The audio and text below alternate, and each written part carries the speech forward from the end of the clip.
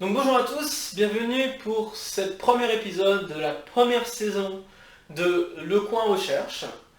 Et donc nous allons pour cette première saison attaquer le contenu de mon tout premier article qui est sur le point de sortir là dans les semaines à venir, cette semaine ou la semaine prochaine, qui va traiter de cette thématique. Alors le titre je vais l'écrire qu'une seule fois, je ne vais pas le réécrire à chaque fois non plus, mais...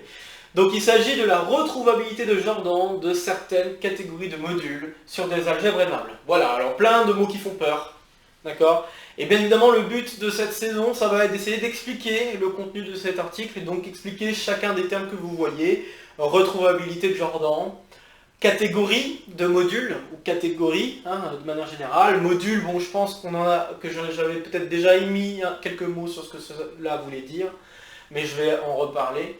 Mais vous verrez que les modules ici vont se voir d'une différente manière que les modules que vous avez l'habitude de voir.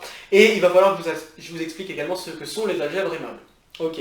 Alors avant tout, j'aimerais donc commencer avec ce premier épisode à vous parler de la théorie des représentations d'algèbres et les carquois. Alors il faut comprendre, donc il y a beaucoup de choses que je vais dire à l'oral, bien sûr. Donc je ne vais pas tout noter, mais le but c'est d'essayer de comprendre ce que... Voilà. Donc la théorie de représentation, de manière générale, la représentation d'algèbre, de groupe, etc., c'est d'essayer de traduire une structure, donc une structure de groupe, ou une structure d'algèbre, ou une structure d'autre chose, une structure par des applications linéaires et des espaces vectoriels. D'accord ? L'idée générale de faire des représentations, de faire une théorie des représentations, c'est cette idée de pouvoir traduire, donc par exemple traduire une commutativité, traduire potentiellement aussi les centres et tout ça, de traduire ces choses-là en termes d'applications linéaires, de noyaux, d'images, etc., etc. Ok ? Donc la théorie des représentations d'algèbre, c'est ça, enfin la théorie des représentations de manière générale a cette idée-là. Théorie de représentation d'algèbre, en fait, quand on travaille avec des algèbres, on peut représenter des algèbres d'une certaine manière, alors pas forcément tout de suite avec des applications linéaires et des applications linéaires et des espaces vectoriels, pas forcément, mais on peut aussi les représenter à l'aide d'un carquois. D'accord ? Alors un carquois c'est quoi ? Un carquois c'est en gros un graphe. Ayez en tête un graphe, alors quand je dis un graphe, c'est pas un graphe avec une courbe, une fonction, qu'on soit bien d'accord. Un graphe, c'est un truc avec des sommets et des flèches. Et je vais vous faire un petit exemple pour vous montrer l'utilité de travailler avec ce type de représentation pour synthétiser en fait l'ensemble du contenu d'une algèbre. Donc là par exemple, si je vous propose, alors voilà un exemple qui va motiver un peu tout ça. Voilà. Je vous propose ce carquois. Donc ce carquois, c'est un graphe ici, composé donc d'un sommet que j'ai appelé 1 et d'une flèche que j'ai appelée alpha. Alors il se trouve que ce graphe représente une algèbre que vous connaissez très bien. Alors en quoi ça représente une algèbre ? Alors ce qui va nous intéresser dans ce type de graphe ou ce type de carquois, c'est ce que l'on appellera l'algèbre des chemins. L'algèbre des chemins, un peu comme son nom l'indique, il faut regarder tous les chemins qu'on peut faire dans le graphe. Et regarder tous les chemins, puis en faire un espace vectoriel avec ces chemins, puis après on définit une multiplication. D'accord ? Alors je vais vous faire l'exemple ici, vous le traduire un petit peu plus, et puis vous allez voir normalement se dessiner une algèbre que vous connaissez bien. Ok ? Donc, si je veux regarder tous les chemins qui sont possibles dans ce graphe. Alors quand je dis bien chemin, je dis chemin dans le sens où vous devez suivre les flèches dans le bon sens. Il n'y a pas de piège, il n'y a pas une possibilité de suivre une flèche dans un sens puis dans l'autre. D'accord ? Là pour l'instant, il n'y a pas ce problème-là. On verra que pour d'autres types d'objets, il est possible qu'on ait à regarder des chemins où on peut suivre une flèche dans un sens puis une flèche dans l'autre. Okay ? Mais on y reviendra plus tard, ce n'est pas l'objet de cette présentation. Donc là pour l'instant, on se concentre sur tous les chemins qu'on peut faire sur ce carquois. Alors vous pouvez essayer d'y répondre avant même que j'explique, donc je vais commencer à le faire. Le premier chemin le plus simple qu'on puisse faire, c'est le chemin où on reste en 1, qu'on appelle en général E1, qu'on note E1, donc c'est ce qu'on appelle un chemin paresseux.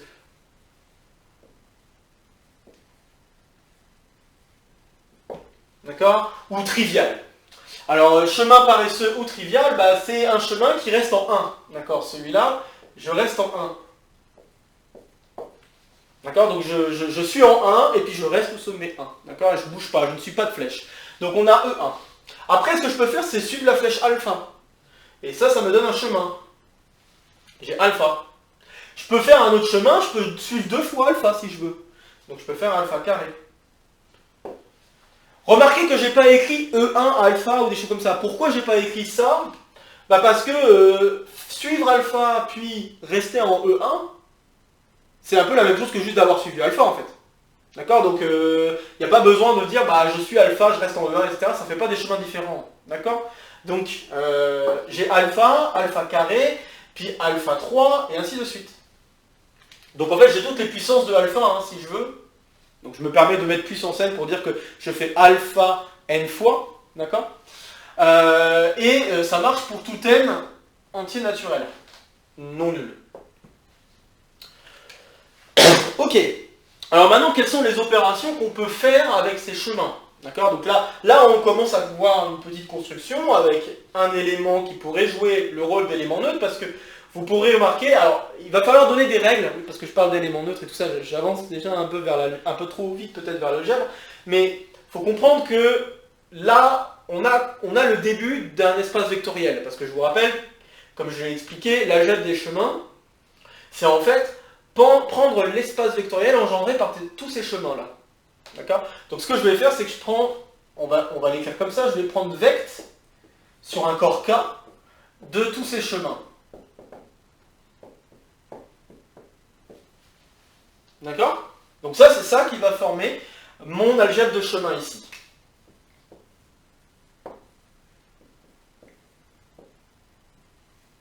Bon. Et maintenant, bah, pour avoir vraiment une algèbre, il manque une opération. Parce que là, bon, ok, je peux additionner, parce que je travaille avec des espaces vectoriels, je peux additionner. Maintenant, je peux faire, si je prends K comme étant les réels ou les complexes, je peux faire 3 fois E1 moins I fois alpha, par exemple. Je peux écrire ce genre d'opération, il n'y a pas d'interdiction, je travaille sur un espace vectoriel, pas de problème. Par contre, si je veux une algèbre, il faut qu'il y ait une règle de multiplication. Et en fait, la règle de multiplication, ça va être la concaténation. D'accord? Donc la multiplication égale la concaténation de chemins.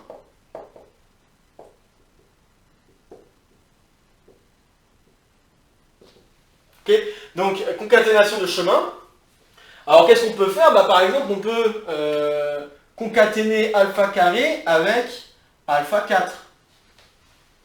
Okay. Donc si vous faites alpha carré fois alpha 4, hein, donc ça veut dire que vous faites 2 fois alpha puis 4 fois alpha, donc en tout vous aurez fait 6 fois alpha. Ok? Vous pouvez aussi concaténer si vous voulez, c'est un peu ce que j'expliquais il y a quelques instants, vous pouvez très bien concaténer alpha avec E1, et ça donnera alpha. Ok? Pourquoi? Bah parce que rester en E1, ça n'a aucune influence sur le chemin que vous avez parcouru. Donc vous avez ça. Vous avez également, alors ça c'est une propriété assez sympatoche. Hein. Si vous faites E1 fois E1, bah vous avez E1. Bah oui, hein, rester en 1 puis rester en 1, ça revient à la même chose que juste rester en 1 tout court.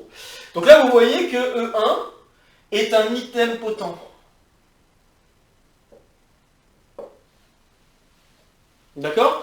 Et par ces opérations-là, vous vous rendez compte petit à petit qu'en fait E1, donc notamment par cette propriété-là, vous vous rendez compte normalement que E1, en fait, c'est même un élément neutre, et ça va mettre donc l'élément neutre de l'algèbre. Ok?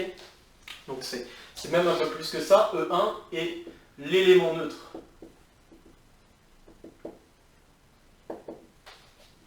de l'algèbre.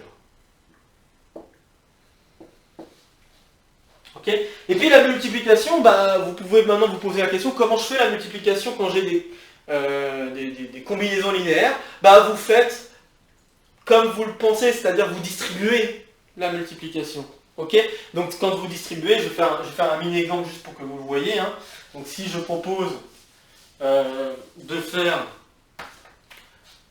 3 fois E1 plus alpha, le tout fois alpha carré moins I alpha, voilà. Donc si je propose de faire cette multiplication, bah vous faites la multiplication exactement comme vous le pensez, c'est-à-dire j'utilise enfin je linéarise la multiplication que j'ai définie. Donc là je vais distribuer exactement comme vous en doutez. Donc je vais avoir alpha E1 fois alpha, enfin pardon, 3 fois E1 fois alpha carré, ça fera 3 fois alpha carré. Ensuite j'ai alpha fois plus, fois alpha carré, ça fera alpha cube. Ensuite j'ai moins 3i alpha, et enfin je vais avoir moins i alpha carré. Puis après on rassemble, donc j'ai 3 moins i fois. Bref, on rassemble. Donc vous avez compris maintenant comment va marcher la multiplication. Ok, alors bon normalement, petit à petit, vous avez dû commencer à vous demander mais quelle est l'algèbre qui se cache là-dessous. Si vous faites très attention, comme je l'ai dit, E1 joue le rôle de l'élément neutre. En fait, à la rigueur, je peux changer E1 par 1.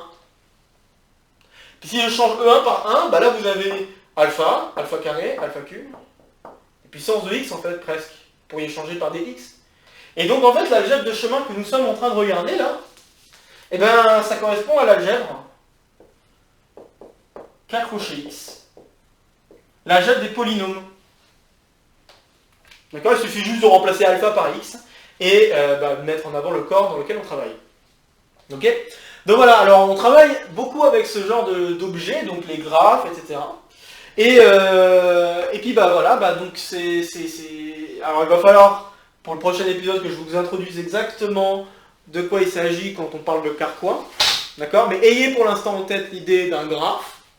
Et puis je vais vous introduire également un peu plus proprement ce que j'entendais par algèbre de chemin, etc. Parce que là, je vous ai expliqué juste comme ça qu'est-ce que c'est l'algèbre de chemin. Je vais essayer maintenant de vous donner une définition sur laquelle vous pourriez vous baser.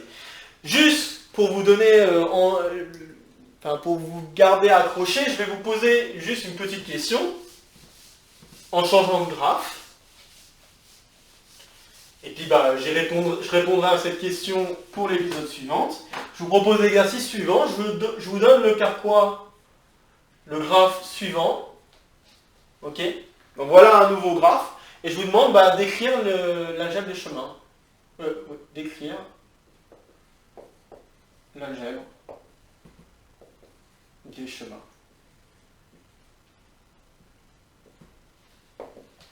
Voilà, je vous laisse ça à réfléchir. Et donc essayez de déterminer l'algèbre qui se cacherait derrière ce graphe. Ok? Alors, à savoir que si on part d'une algèbre, en général, il n'y a pas forcément un Carquois derrière. Ok? Donc en général, si j'ai une algèbre, je n'ai pas forcément la possibilité de le représenter sous la forme de Carquois. Ok? Mais il y a beaucoup d'algèbres de référence, si je puis dire, qui se représentent à l'aide de Carquois. Ok? Et donc voilà, on rentrera davantage dans la chose la semaine prochaine. Donc voilà, en espérant vous avoir donné un petit peu envie d'en savoir un peu plus sur ces Carquois et ce que cela raconte.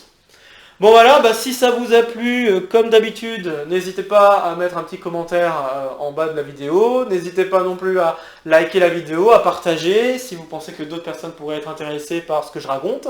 Et puis sur ce, je vous souhaite une bonne semaine, portez-vous bien et à très bientôt. Salut à tous!